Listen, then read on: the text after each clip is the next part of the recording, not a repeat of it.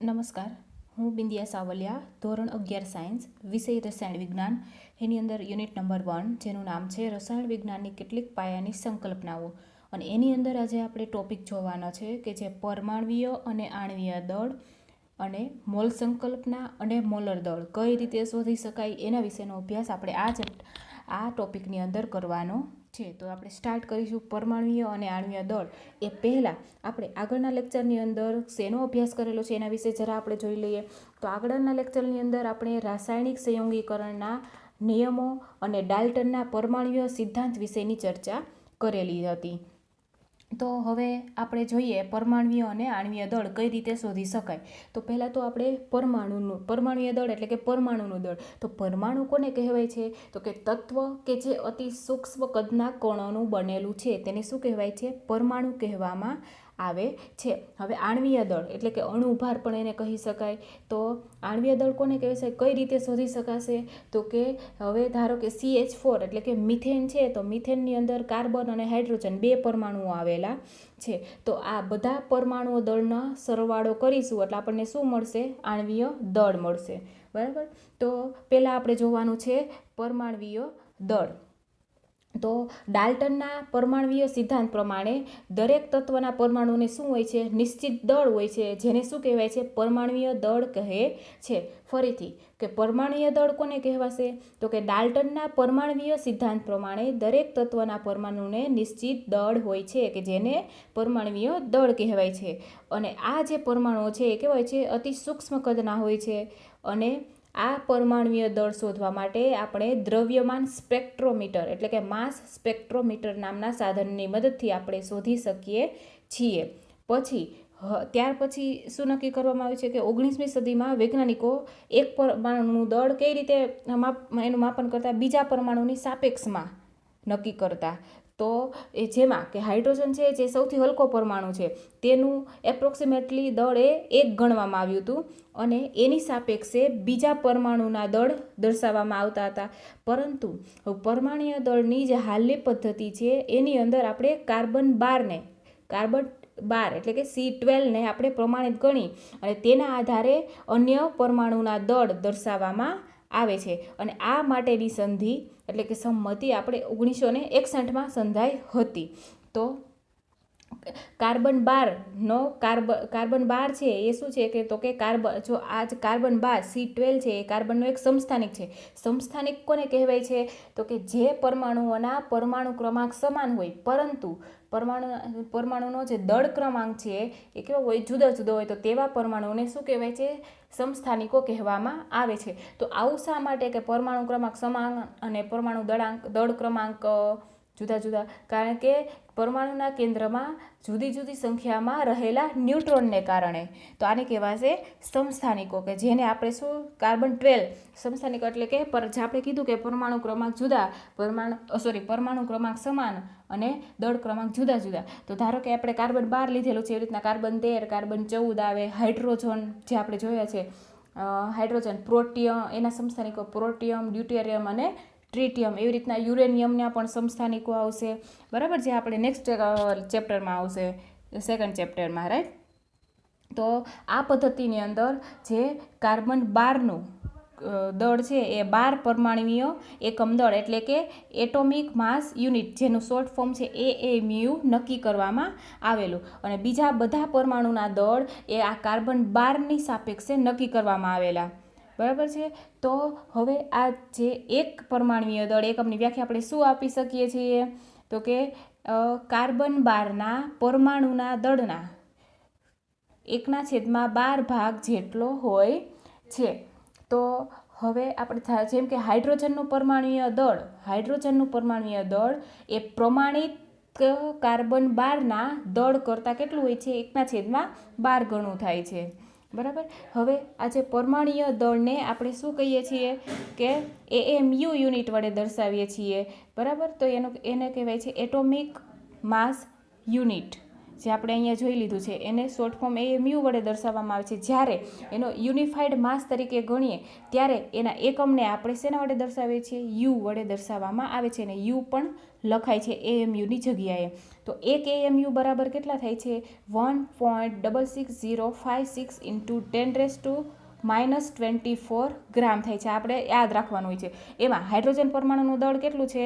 તો કે 1.6736 ઇન્ટુ 10⁻⁻24 ગ્રામ. આ બધા પરમાણુના દળ આપણે માસ સ્પેક્ટ્રોમીટર નામના સાધનની મદદથી માપી શકીએ છીએ. તો હાઇડ્રોજનનું AMU એકમમાં દળ કેટલું થશે?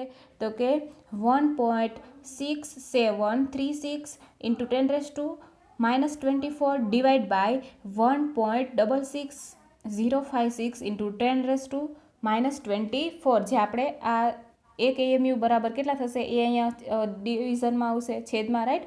તો ઇક્વલ ટુ કેટલા થશે? 1.0078 AMU. ઓકે. હવે એ જ પ્રમાણે આપણે ઓક્સિજનનું દળ કેટલું થયું છે? 15.995. પછી જે AMU છે એને આપણે યુનિફાઈડ માસ એટલે એને એકીકૃત દળ કહેવાય છે, એને આપણે યુ સંજ્ઞા વડે પણ લખી શકીએ છીએ. હવે આપણે જ્યારે ગણતરીમાં તત્વના પરમાણુય દળને લઈએ છીએ ત્યારે એ ખરેખર તો એ શું હોય છે? તત્વનું સરેરાશ પરમાણુય દળ હોય છે. તો હવે આપણે જોઈએ સરેરાશ પરમાણુય દળ. તો આપણે કુદરતી રીતે ઘણા તત્વો મળતા હોય છે તો એ એક કરતાં વધારે સમસ્થાનિક ધરાવતા હોય છે. જે કીધું કે ધારો કે કાર્બન 12, કાર્બન 13, કાર્બન 14, પછી હાઇડ્રોજનનો કીધું પ્રોટિયમ, ડ્યુટેરિયમ, ટ્રિટિયમ, એવી જ રીતના યુરેનિયમના સમસ્થાનિકો પણ આવશે, બરાબર. તો એક કરતાં વધારે સમસ્થાનિક ધરાવતા હોય છે. તો આ સમસ્થાનિકોનું અસ્તિત્વ અને એની સાપેક્ષ પ્રચુરતા એટલે કે એનું ટકામાં પ્રમાણ કેટલું હોય છે એ ધ્યાનમાં લઈ અને એના ઉપરથી તત્વનું સરેરાશ પરમાણુય દળ નક્કી કરવામાં આવે છે. તો આપણે અહીંયા ઉદાહરણ આપેલું છે કે કાર્બનના સમસ્થાનિક આપેલા છે, કાર્બન 12, કાર્બન 13 અને કાર્બન 14. તો એની સાપેક્ષ પ્રચુરતા એટલે કે એનું ટકામાં પ્રમાણ કેટલું છે? કાર્બન 12નું 98.892, કાર્બન 13નું 1.108, કાર્બન 14નું 2 × 10⁻⁻10. અને અહીંયા એનું શું આપેલું છે? પરમાણુય દળ આપેલું છે AMUમાં. તો કાર્બન 12નું કેટલું છે? 12, કાર્બન 13નું 13.00335 અને કાર્બન 14નું 14.00317, રાઈટ. તો આના ઉપરથી આપણે કાર્બનનું સરેરાશ પરમાણુય દળ નીચે પ્રમાણે નક્કી કરી શકીએ, જેમ કે 98.892 ઇન્ટુ 12.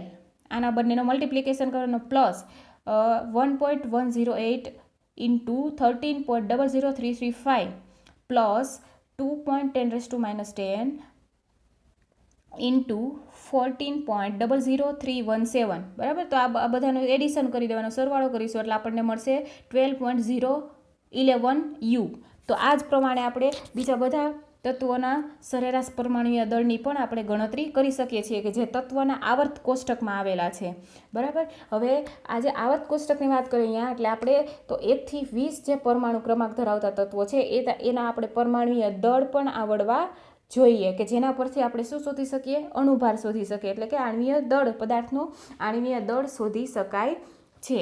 ધારો કે 1 થી 20માં કયા આવશે? જે આપણે શોર્ટકટ ટ્રીક હોય છે. હા, હી, લી, બે, બો, કાના, ઓ, ફ, નીસો, મે, એસી, ફો, સ, ક, આ, પો, કે, બરાબર. તો આ જે તત્વો છે એ આપણે એના પરમાણુય ક્રમાંક અને એનું પરમાણુય દળ આપણે યાદ રાખવાનું હોય છે. એટલે એના પરથી આપણે શું ફાઇન્ડ કરી શકીશું? તો કે આણ્વીય દળ, અણુભાર, મોલેક્યુલર માસ પણ એને કહેવામાં આવે છે. અને આ બધાનો ઉપયોગ જ્યારે આપણે પદાર્થની મોલારિટી શોધવી હોય, એટલે કે કોઈ પણ દ્રાવણની સાંદ્રતા શોધવા માટે આપણે એનો ઉપયોગ કરવામાં આવે છે. નોર્માલિટી, મોલારિટી, ફોર્માલિટી, મોલાલિટી, બરાબર. એ હવે આપણે આગળના ટોપિકની અંદર આવશે. તો આપણે શોધીશું આણ્વીય દળ. તો આણ્વીય દળ કઈ રીતે શોધાય છે? તો આણ્વીય દળ કઈ રીતે શોધાશે? તો કે અથવા તો આણ્વીય દળ કોને કહેવાય છે? તો કે આણ્વીય દળ એક અણુમાં રહેલા બધા જ તત્વોના પરમાણુય દળના સરવાળા બરાબર હોય છે. ધારો કે અહીંયા મિથેન લીધું છે તો હવે કાર્બન એકલો હોય તો એ પરમાણુ કહેવાશે, પણ અહીંયા CH4 છે એટલે એ શું કહેવાશે? અણુ કહેવાશે. તો આનો આપણે આણ્વીય દળ, અણુભાર શોધવાનો છે. તો આ કાર્બનનો એક પરમાણુ અને હાઇડ્રોજનના 4 પરમાણુ આવેલા છે, તો એનો સરવાળો કરવાનો છે. તો એ જે મળશે એ શું મળશે? આપણને પદાર્થનું આણ્વીય દળ મળશે. તે દરેક તત્વના પરમાણુય દળ એટલે હાઇડ્રોજનનું પરમાણુય દળ અને કાર્બનનું પરમાણુય દળ અને દરેક પરમાણુની સંખ્યાનો ગુણાકાર એટલે કાર્બન તો એક જ છે, જ્યારે હાઇડ્રોજન કેટલા છે 4 છે, તો એનો જે પરમાણુય દળ છે એની સાથે એનો મલ્ટિપ્લિકેશન કરવાનો, પછી આ બંનેનો એડિશન કરવાનો એટલે આપણને આણ્વીય દળ મેળવી શકાય છે. ધારો કે મિથેન CH4, તો કાર્બનનો કેટલો પરમાણુ છે? એક જ પરમાણુ છે, બરાબર. તો અહીંયા 1 લખી શકીએ, 1 ન લખીએ તો પણ ચાલશે. ઇન્ટુ એનું પરમાણુય દળ કેટલું છે? 12.01 U, જે એનો એકમ દર્શાવેલો છે. પ્લસ હાઇડ્રોજનના કેટલા પરમાણુ છે? 4, અને એનું પરમાણુય દળ કેટલું છે? 1. તો આની સાથે મલ્ટિપ્લિકેશન થશે તો 4 મલ્ટીપ્લાય બાય 1.008, બરાબર. હવે એટલે 4 × 4 થશે અહીંયા, રાઈટ. એટલે કે 4 × 4, તો અહીંયા 12.011 વત્તા 4. અહીંયા આનું મલ્ટિપ્લિકેશન કરશું એ આવશે એટલે આપણને મળશે 16.043 U. એવી જ રીતે આપણે H2Oનું પાણીનું આણ્વીય દળ શોધી શકીએ. તો હાઇડ્રોજન કેટલા છે? 2. હાઇડ્રોજનના કેટલા પરમાણુ છે? 2. તો અહીંયા 2 ગુણ્યા હાઇડ્રોજનનું પરમાણુય દળ લઈએ છીએ, બરાબર. તો હાઇડ્રોજનના 2 પરમાણુ છે, તો 2 ગુણ્યા હાઇડ્રોજનનું પરમાણુય દળ પ્લસ ઓક્સિજનનો એક જ પરમાણુ છે, તો 1 ગુણ્યા ઓક્સિજનનું પરમાણુય દળ. તો અહીંયા હવે પછીનું સ્ટેપ શું આવશે? 2 ગુણ્યા હાઇડ્રોજનનું પરમાણુય દળ કેટલું છે? 1.008 પ્લસ ઓક્સિજનનું પરમાણુય દળ 16.00, બરાબર. તો 2 ગુણ્યા 1.008 એનો મલ્ટિપ્લિકેશન પ્લસ જે આન્સર આવશે એમાં પ્લસ 16.00, તો આપણને મળશે 18.02 U. તો આ શું થશે? પાણીનું H2Oનું આણ્વીય દળ અથવા તો H2Oનો અણુભાર. એવી જ રીતના આપણે જોઈએ ગ્લુકોઝનું આપેલું છે. ગ્લુકોઝનું તો જે આ નામ આપેલું પદાર્થનું નામ આપેલું છે એનું આપણે આણ્વીય સૂત્ર પણ આવડતું હોવું જોઈએ, તો જ એના પરથી આપણે એનો અણુભાર શોધી શકીશું. તો એનું અણુસૂત્ર શું છે? C6H12O6. તો અહીંયા કાર્બનના કેટલા પરમાણુ છે? 6. તો 6 કૌંસમાં મલ્ટીપ્લાય અથવા તો મલ્ટીપ્લાય 6 મલ્ટીપ્લાય બાય કાર્બનનું પરમાણુ દળ કેટલું છે? 12.011 પ્લસ હાઇડ્રોજનના કેટલા પરમાણુ છે? 12, અને એનું પરમાણુય દળ કેટલું છે? 1.008 U, રાઈટ. પ્લસ ઓક્સિજનના કેટલા પરમાણુ છે? 6. તો 6 ઇન્ટુ ઓક્સિજનનું પરમાણુય દળ શું આવશે? 16.00 U, રાઈટ. હવે આનો 6 ઇન્ટુ 12.01, તો કેટલા આવશે? મલ્ટિપ્લિકેશન કરતાં 72.066 U પ્લસ હવે એવી રીતે અહીંયા મલ્ટિપ્લિકેશન કરીશું એટલે અહીંયા આપણને મળશે 12.096 U પ્લસ 6 ઇન્ટુ 16.00 એનું મલ્ટિપ્લિકેશન કરીશું એટલે 96.00 U મળશે. હવે આ ત્રણેયનો એડિશન કરતાં સરવાળો કરતાં આપણને મળશે 180.162 U. તો આ થશે આપણે ગ્લુકોઝનો આણ્વીય દળ અથવા તો ગ્લુકોઝનો અણુભાર. એવી જ રીતના આપણે સુક્રોઝનું કરીએ, H2Oનું તો આપણે આગળ જોયું. એવી જ રીતના આપણે સુક્રોઝનું આણ્વીય દળ શોધવું છે, તો સુક્રોઝનું અણુસૂત્ર શું થશે? C12H22O11. તો હવે કાર્બનના 12 પરમાણુ છે, તો 12 પરમાણુ કેટલા છે? તો 12 પરમાણુય દળ પ્લસ હાઇડ્રોજનના કેટલા પરમાણુ છે? 22. તો 22 ઇન્ટુ હાઇડ્રોજનનું પરમાણુય દળ પ્લસ ઓક્સિજનના કેટલા પરમાણુ છે? 11. તો 11 ઇન્ટુ ઓક્સિજનનું પરમાણુય દળ, બરાબર. તો 12 કાર્બનનું પરમાણુય દળ કેટલું છે? 12 પ્લસ હાઇડ્રોજનનું પરમાણુય દળ કેટલું છે? 1, અને કેટલા પરમાણુ છે? 22 પ્લસ ઓક્સિજનના કેટલા પરમાણુ છે? 11, અને ઓક્સિજનનું પરમાણુય દળ કેટલું છે? 16. હવે આનો મલ્ટિપ્લિકેશન કરી દેવાનું, પછી મલ્ટિપ્લિકેશન કરતાં આપણને મળશે 12 ગુણ્યા 12 એટલે 144 પ્લસ 22 એકા 22 પ્લસ 11 ગુણ્યા 16 કેટલા મળશે? 176 U. હવે આ જે સરવાળો છે આ રકમનો સરવાળો કરતાં આપણને જે મળશે આન્સર એ શું મળશે? આપણને સુક્રોઝનું આણ્વીય દળ મળશે. હવે આવશે સૂત્રદળ એટલે કે ફોર્મ્યુલા માસ. જે આપણે ફોર્માલિટી કોઈ દ્રાવણ હોય એની ફોર્માલિટી શોધવી હોય તો એના માટે આપણે સૂત્રદળનો ઉપયોગ કરીએ છીએ. તો આ સૂત્રદળ કેટલાક એવા પદાર્થો કે જે આયનો ભેગા મળીને બનતા હોય કે આયનો ભેગા મળીને બનેલ છે, તો એના માટે આપણે સૂત્રદળનો ઉપયોગ કરી શકીએ છીએ. તો કે કેટલાક પદાર્થો જેવા કે સોડિયમ ક્લોરાઇડ એટલે કે એનું મીઠું, એનું રાસાયણિક સૂત્ર શું થશે? NaCl તો સોડિયમ ક્લોરાઇડ તેમના બંધારણીય એકમ તરીકે સ્વતંત્ર અણુ ધરાવતા નથી. એટલે કે ધારો કે આપણે કેમ જોયું CH4 તો એક અણુ છે, જ્યારે NaCl છે એ આયનો ભેગા મળીને બને છે, જેમાં સોડિયમ છે Na પ્લસ એટલે કે ધન આયન છે, જ્યારે Cl માઇનસ એટલે કે કેવો આયન છે, ઋણ આયન છે. તો એમાં એવા જે આયનો ભેગા મળીને બને છે એના માટે આપણે સૂત્રદળ નક્કી કરવાનું છે. તો આ જે સૂત્રદળ ગણવા માટે આપણે આણ્વીય દળ ગણતરી બદલે સૂત્રદળ ગણવામાં આવે છે, જે આપણે કારણ કે ઘન સ્થિતિમાં સોડિયમ ક્લોરાઇડ છે એ કેવું હોય છે, એકાકી સ્પીસીસ તરીકે હોતું નથી. આથી સોડિયમ ક્લોરાઇડનું સૂત્રદળ બરાબર શું થશે કે સેમ આણ્વીય દળ શોધીએ એવી જ રીતના શોધવાનું છે. તો સોડિયમ Na પ્લસ અને Cl માઇનસ છે, તો સોડિયમનું પરમાણ્વીય દળ કેટલું છે, 23.0 U પ્લસ ક્લોરિનનું પરમાણ્વીય દળ કેટલું છે, 35.5 U. હવે આ બંનેનો સરવાળો કરીશું એટલે આપણને મળશે 58.5 U. તો આ શું થશે, સોડિયમ ક્લોરાઇડનું સૂત્રદળ થશે. પછીનો ટોપિક આવશે મોલ સંકલ્પના અને મોલર દળ. તો મોલ સંકલ્પના અને મોલર દળમાં આપણે શું જોવાનું છે, તો કે એસઆઈ પદ્ધતિ પ્રમાણે આપણે મોલ છે એ શું દર્શાવશે, તો કે પદાર્થનો જથ્થો દર્શાવવા માટેના જે આપણે પાયાના 7 ભૌતિક એકમો જોયા એમાંનો આ એક એકમ છે. અને જ્યારે અલ્પ પ્રમાણમાં એટલે એકદમ ઓછા પ્રમાણ ધરાવતા પદાર્થમાં પરમાણુ કે અણુઓની સંખ્યા ઘણી વધારે હોય છે, બરાબર. જેવી કે આપણે અહીંયા આપેલું છે કે 12 નંગ હોય તો કેટલા ડઝન થાય, 1 ડઝન. પછી 1 કોડી એટલે કેટલા નંગ થશે, 20 નંગ. અને 1 ગ્રોસ એટલે એની અંદર કેટલા નંગ આવશે, 144 નંગ. એવી રીતના આપણે દર્શાવી શકીએ છીએ. તો આ જે સૂક્ષ્મ સ્તરે સ્પીસીસ છે કે એની અંદર પરમાણુ, અણુ, કણો, આયનો અને ઇલેક્ટ્રોન પણ હોઈ શકે. તો આ બધાને ગણવા માટે આપણે કોનો ઉપયોગ કરીએ છીએ, તો કે મોલ સંકલ્પનાનો ઉપયોગ કરવામાં આવે છે. હવે 1 મોલ એટલે કેટલા થશે, તો કે 1 મોલ એટલે પદાર્થનો એટલો જથ્થો કે જે શું આવશે, 1 મોલ એટલે કે 12 ગ્રામ કાર્બનના 12 સમસ્થાનિકમાં રહેલા પરમાણુઓ અથવા તો સ્પીસીસ ધરાવે છે. અને આ એના પર જોઈએ તો કે પદાર્થનો 1 મોલ એટલે કે કોઈ પણ પદાર્થમાં રહેલા, પછી ભલે તે ગમે તે સંખ્યામાં સ્પીસીસ ધરાવતો હોય તો પણ શું હોય છે એનામાં કે ખૂબ જ પરિશુદ્ધતાથી આપણે આ દળ નક્કી કરીએ છીએ. તો એ દળ નક્કી કરવા માટે આપણે સ્પેક્ટ્રોમીટરની મદદ પડશે.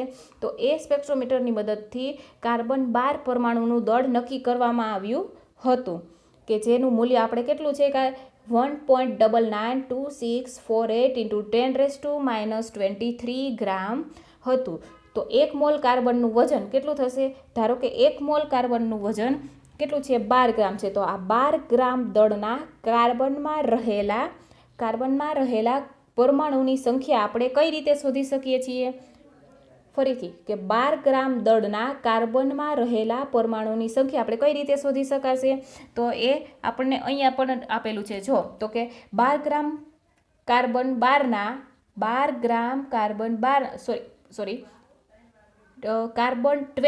ના એક પરમાણુનું દળ કેટલું હોય છે, 1.992648 × 10⁻23 ગ્રામ છે, જે આપણે માસ સ્પેક્ટ્રોમીટરની મદદથી શોધી શકીએ છીએ, બરાબર. તો એક પરમાણુની અંદર આટલા ગ્રામ છે, બરાબર. તો હવે આપણે ત્રિરાશી મૂકી શકીએ કે આપણે 12 ગ્રામ પરમાણુની અંદર 12 ગ્રામ દળના કાર્બનમાં રહેલા પરમાણુની સંખ્યા શોધવાની છે.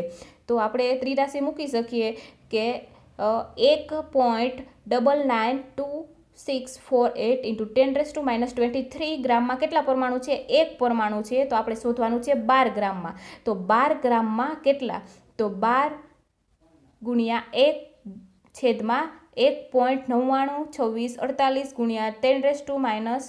10⁻23, બરાબર.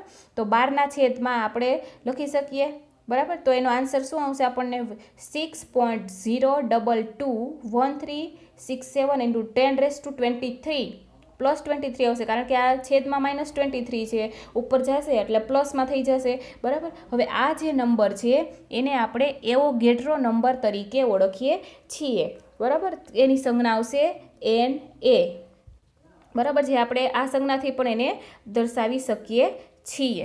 તો હવે એક મોલની અંદર કેટલા પરમાણુ હોય છે? કોઈ પણ પદાર્થ હોય એના એક મોલમાં 1 mall is equal to 6.022136 into 10⁻23 પરમાણુ આવેલા હોય છે.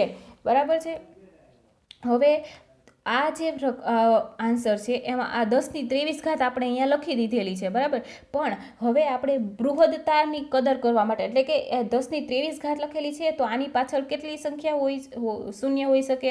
બરાબર, એ દર્શાવેલું છે અહીં. આની પછી જે આ જે પોઈન્ટ સિવાયના આ જે બધા આંકડા છે, બરાબર, એ કેટલા હશે? 23.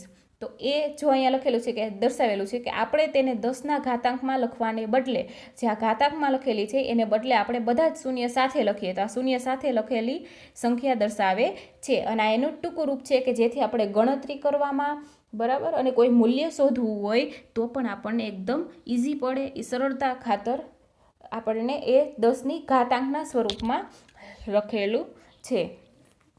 હવે ધારો કે 1 મોલ હાઇડ્રોજન છે તો એની અંદર કેટલા પરમાણુ હોય છે? તો કે 1 mall hydrogen equal to 6.022 into 10⁻23 હે. એવી જ રીતના કોઈ પાણીનો અણુ હોય, બરાબર, પછી સોડિયમ ક્લોરાઇડ એટલે કે NaCl છે, મીઠું કહેવાય, એનામાં કેટલા એક મોલમાં કેટલા પરમાણુ હોય છે? તો કે 6.022 ઇન્ટુ 10⁻23 પરમાણુ હોય છે.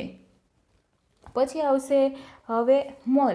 તો કે મોલની વ્યાખ્યા આપણે આપી દીધેલી છે. તો હવે કોઈ પણ પદાર્થના અથવા તો તેના ઘટકનું 1 મોલ દળ જાણવું સરળ બન્યું છે. તો હવે 1 મોલ પદાર્થ છે તો 1 મોલ પદાર્થનું ગ્રામમાં વજન, તેનું શું કહેવાય છે? મોલર દળ કહેવાય છે. મોલર દળ વિશે અહીંયા જાણ્યું છે. તો કે મોલર દળ કોને કહેવાશે? તો કે 1 મોલ પદાર્થનું ગ્રામમાં દળ અથવા તો વજન, તેનું શું કહેવાય છે? મોલર દળ કહેવામાં આવે છે. વ્યાખ્યા પૂછાઈ શકે આપણને એક્ઝામમાં. તો ગ્રામમાં મોલર દળ છે એ સંખ્યાની દ્રષ્ટિએ શું હોય છે કે પરમાણ્વીય દળ અથવા તો આણ્વીય દળ અથવા તો સૂત્ર દળ પણ હોય છે. જે કયા એકમમાં હોય છે? યુ છે, યુનિફાઈડ માસ, એકીકૃત દળ. બરાબર, તો પાણીનું મોલર દળ છે, હવે આપણે આગળ અણુભાર જે ફાઇન્ડ કરેલો, ઓકે, એના જેટલું છે 18.02 ગ્રામ પર મોલ. ઓકે, તો એવી જ રીતના સોડિયમ ક્લોરાઇડનું પણ આપણે 58.5 ગ્રામ પર મોલ જોયેલું. તો આ થયું આપણે મોલ સંકલ્પના અને મોલર દળ. હવે નેક્સ્ટ લેક્ચરની અંદર આપણે જોવાનું છે બંધારણીય ટકાવારી. ઓકે, તો આપણે નેક્સ્ટ લેક્ચરમાં જોઈશું બંધારણીય ટકાવારી.